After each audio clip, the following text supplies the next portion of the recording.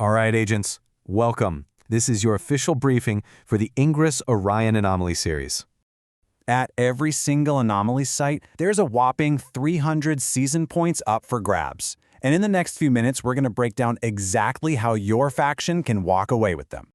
Okay, so here's the game plan. We're going to cover what this whole Orion Anomaly thing is, dive into the main zone battles, talk about your individual impact, look at the entire weekend experience, and then wrap up with how you can get ready to compete. All right, first things first, let's get a bird's eye view of all the moving parts so you know what you're up against.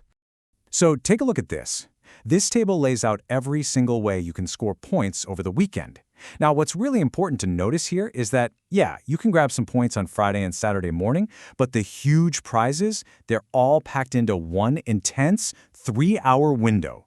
Winning this thing is going to come down to peak performance and smart resource management right then and there. Okay, so let's talk about the main event. The real heart of the anomaly goes down in that 3-hour slot on Saturday, and it's all about two major battles. And this chart, it just screams where the battle is won or lost. Look at that! Battle beacons and flash shards. They are the two titans of this event, each worth a massive 100 season points. Seriously, mastering these two is your clearest path to victory. So let's break them down. First up, we've got battle beacons. Honestly, the best way to think about this is like a 3-hour-long tug-of-war. The NIA just starts lighting up portals, and your job is to grab them and hold on for dear life. It's all about pure grit, solid teamwork, and just flat-out outlasting the other guys across 6 brutal waves. So these waves pop up every 30 minutes, which gives everyone a few chances to regroup and push back. But here's the secret sauce. Only your faction's single best wave score actually counts for the final score. That's huge. It means one absolutely dominant, perfectly executed wave can literally win the entire battle for you. Okay, lean in for this, because this is a critical piece of strategy. Every single beacon has 3 scoring checkpoints, each 3 minutes apart. And get this, the later the checkpoint, the more points it's worth. So what does that mean? It means a last-second flip can be way more valuable than holding a portal from the very beginning. It's not just about control, it's about holding that control right when it counts the most. But wait, there's more. Not all portals are created equal. In every single wave, you absolutely have to keep your eyes peeled for volatile portals. Think of these as the high-value targets that can completely swing the momentum of a fight. And here's exactly why they're so important. Volatile beacons are worth 3 times the points of a normal one. Let me put it this way. A regular beacon nets you 9 points total. A volatile one, that's 27 points. These are, without a doubt, your #1 priority targets. No question. So, here's how this all adds up.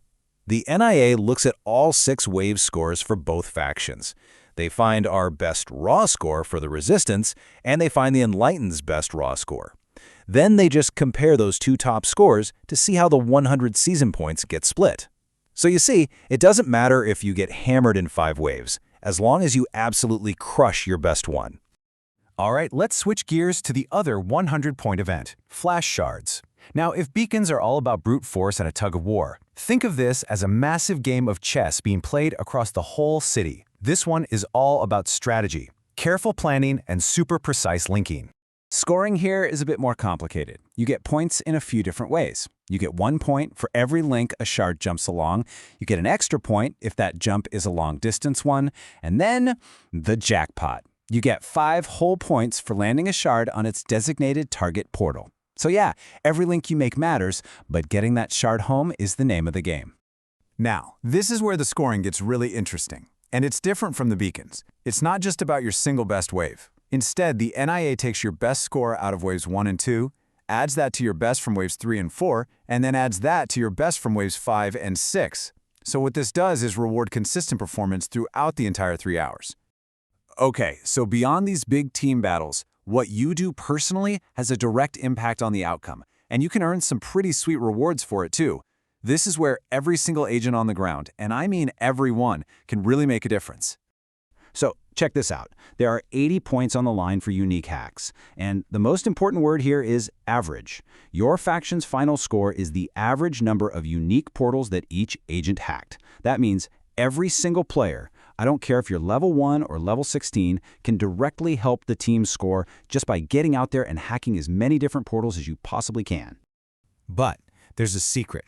a hidden mechanic that can give you and your faction a huge boost here. It's something called the recursive state. This thing is a total game changer, and it's hidden. Some portals will just secretly enter this recursive state. There's no way to see it, but if you happen to hack one, boom, you get a massive bonus of 10 to 50 unique hacks added right to your personal score. That's a gigantic potential boost for our faction's average. So the lesson here? Hack everything. You could be standing right next to a gold mine and not even know it.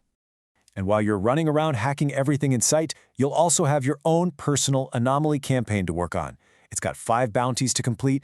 Knocking these out will get you some Orion tokens, and it's another way to show you're engaged, making sure that every agent, no matter what their main job is, has a clear way to contribute.